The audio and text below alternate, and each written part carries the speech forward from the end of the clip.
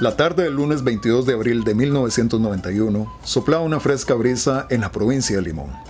Unos disfrutaban del Parque Vargas y su hermosa vista hacia el mar Caribe, mientras que otros todavía se encontraban trabajando o estaban en centros educativos. Cuando los relojes marcaban las 3:58 minutos de la tarde, la provincia de Limón y el país entero experimentaron uno de los terremotos más destructivos que se hayan sentido a la fecha.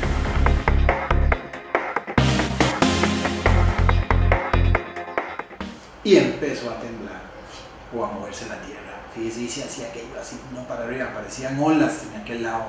Digamos en la parte de atrás de, hoy sería la parte de atrás o la parte este o noreste de Recope ahorita, ¿verdad? En ese momento estábamos todos recibiendo lecciones normal, cuando de repente empezamos, ¿verdad?, a sentir un movimiento leve, y ya después, claro, todos nos asombramos a ver qué era lo que estaba pasando, ¿verdad?, porque todavía no percatábamos, pues que sí, que era un sismo, pero no a gran magnitud, ¿verdad?, como lo vivimos. El río se secó y empezó a fluir toda esa agua por las grietas que el terremoto había hecho.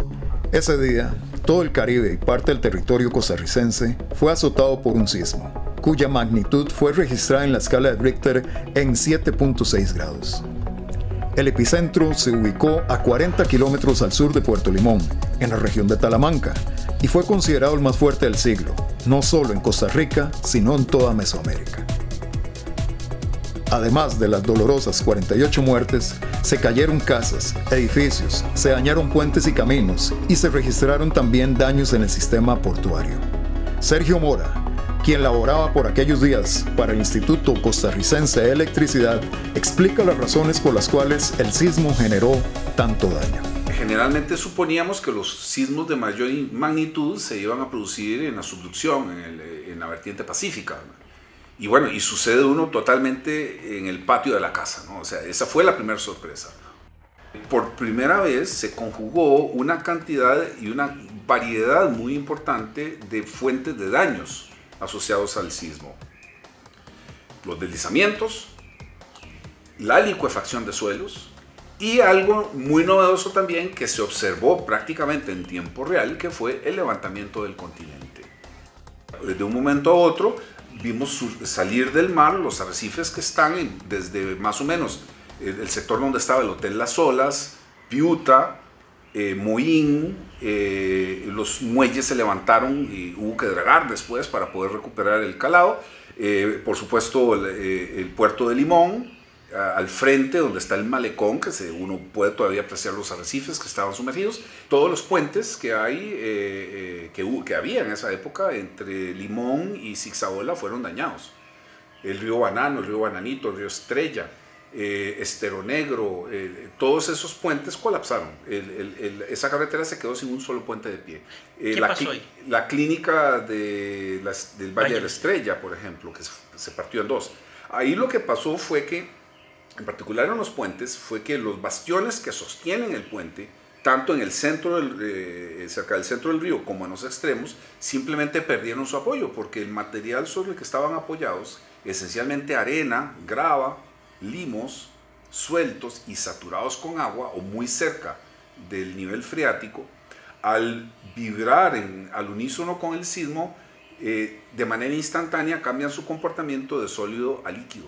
Entonces se pierde la capacidad soportante y los bastiones y los apoyos, las cimentaciones de esas obras simplemente se hunden.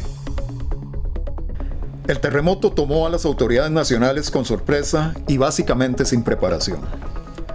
Durante un conversatorio realizado en la sede de la Comisión Nacional de Emergencias en San José, el 18 de marzo del 2016, testigos de honor analizaron el evento, pero sobre todo el incipiente sistema de manejo de desastres con que contaba el país.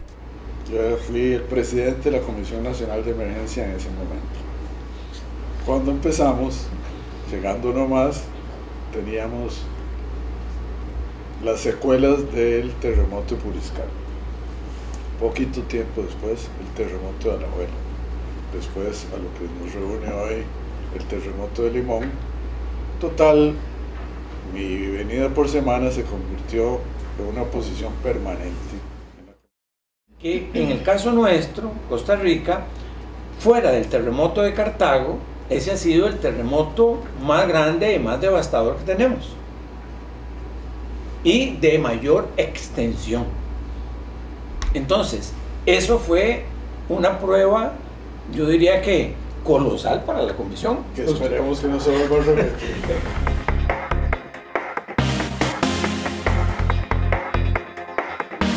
La Comisión Nacional de Emergencias del 90 al 94, si la memoria no me traiciona, tenía básicamente 4 o 5 objetivos.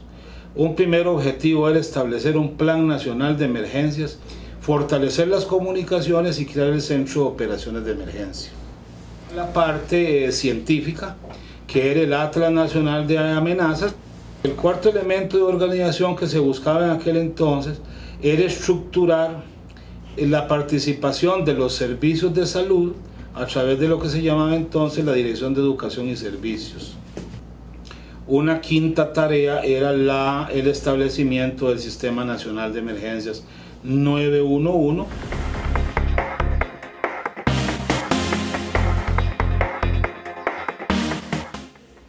El operador de entonces, que era Roy Alfaro, que hace poco me escribió recordando que a él le toca recibir las llamadas del terremoto, ya como un terremoto destructivo, él empieza a operar. Eran protocolos, no teníamos un protocolo escrito.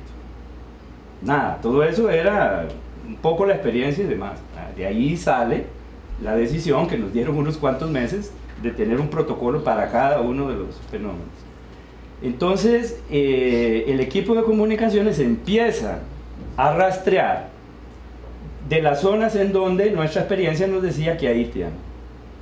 Y lo curioso es que la gente no nos daba grandes reportes y además como uno jugaba de adivino y todo eso, decías, es de tanto y es en tal lugar, ¿verdad? Sí, y ninguno pegaba. Todas las comunicaciones se habían cortado. Claro, es lo que vos decías hace un rato de que entonces notamos un silencio en la zona de Limón, o sea, de ahí no teníamos comunicaciones. Entonces ya empieza a ser evidente que la cosa está por allá, en donde no había experiencia de sismos.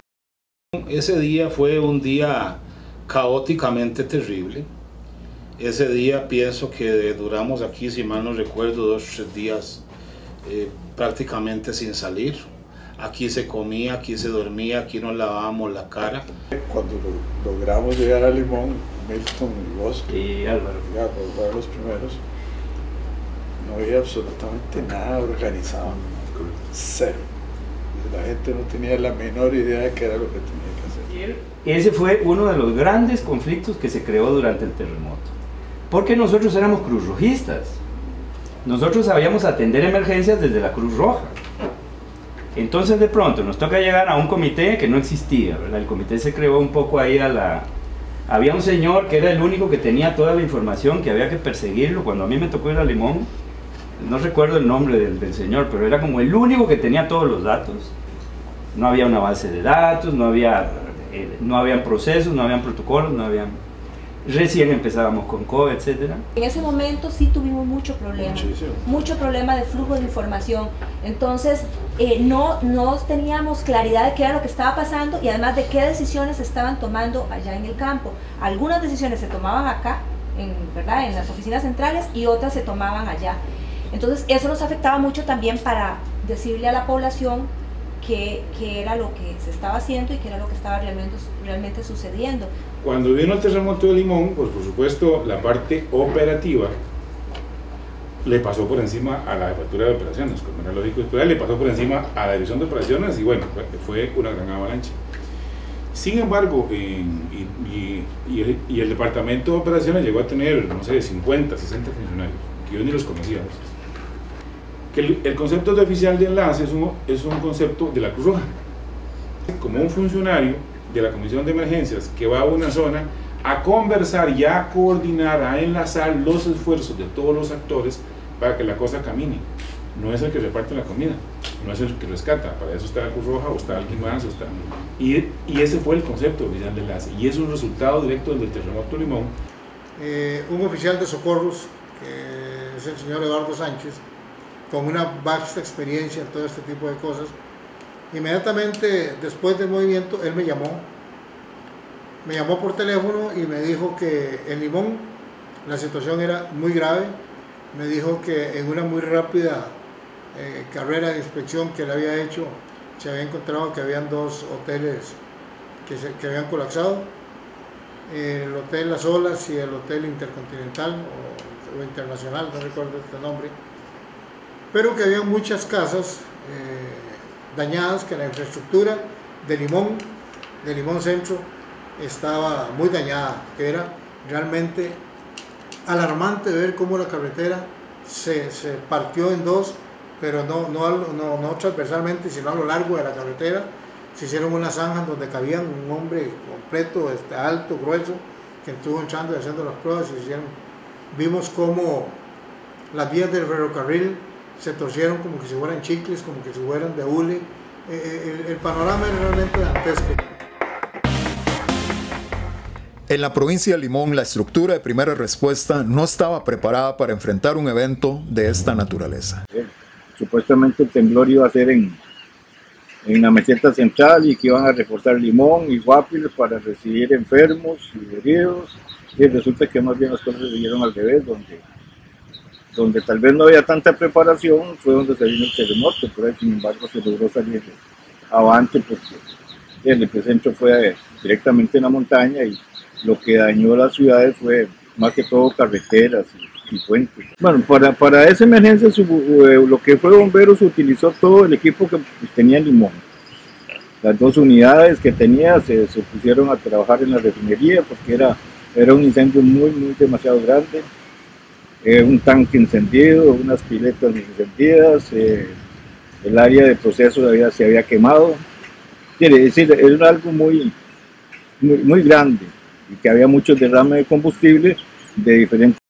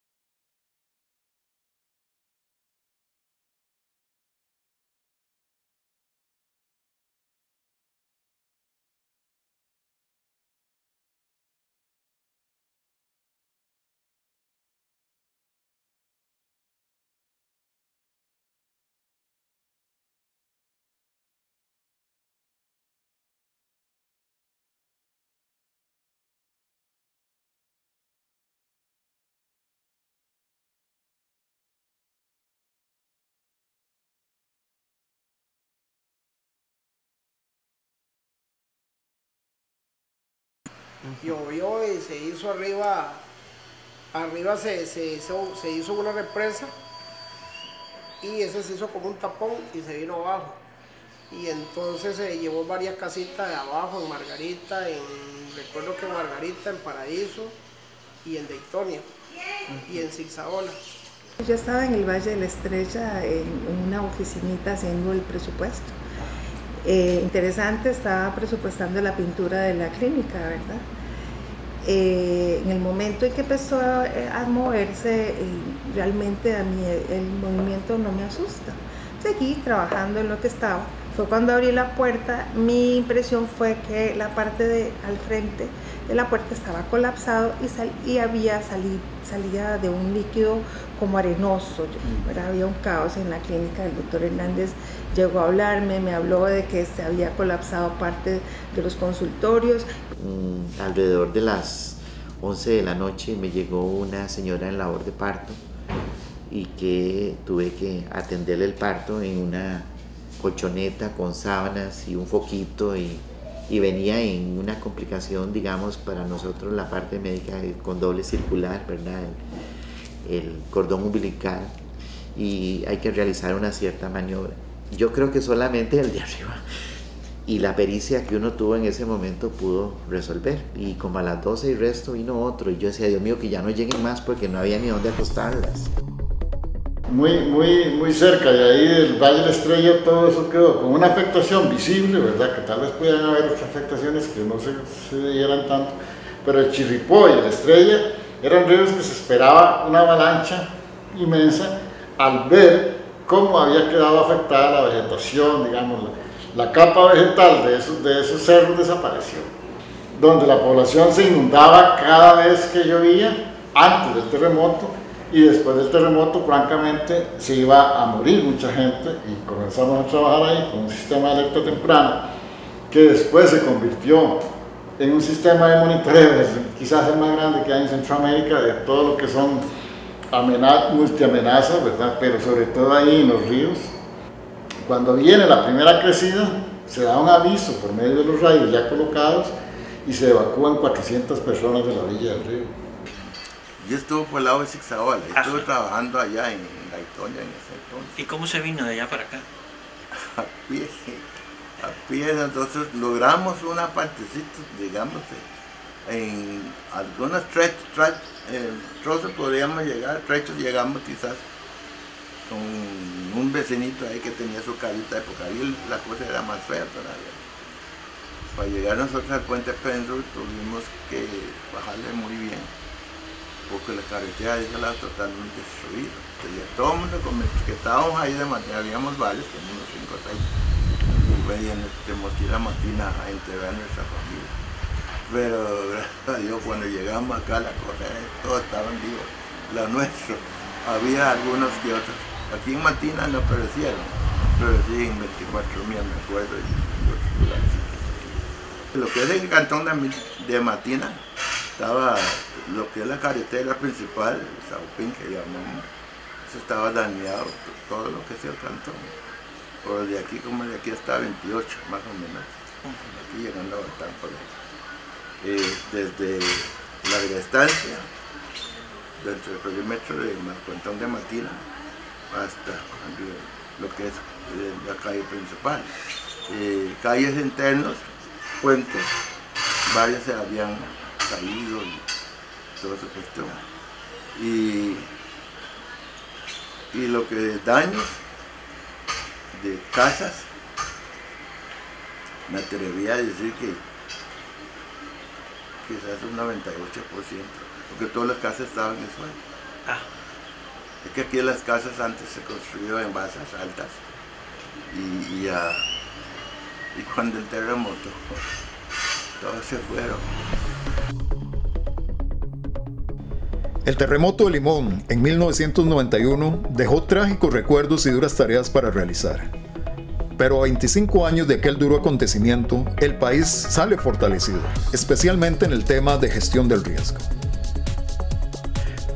Las lecciones aprendidas fueron muchas, pero algunas que destacan los actores de honor que participaron en la atención de aquel evento son: el manejo de información clave para la respuesta inmediata, la articulación interinstitucional y la coordinación de todos los actores que intervienen en todos los procesos de atención de las emergencias, la incorporación de la sociedad civil, la empresa privada y los organismos internacionales de manera ordenada y organizada.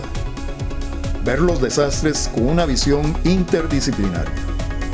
La creación de comunidades resilientes, es decir, con capacidad de ajustarse al desastre.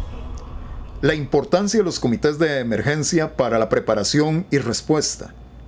El empoderamiento del voluntariado y la importancia de transferir la información de la Política Nacional de Emergencias y los foros anuales a toda la estructura operativa a lo largo del país. Limón nos enseñó que la primera defensa de los derechos humanos nace con el derecho a crear comunidades resilientes.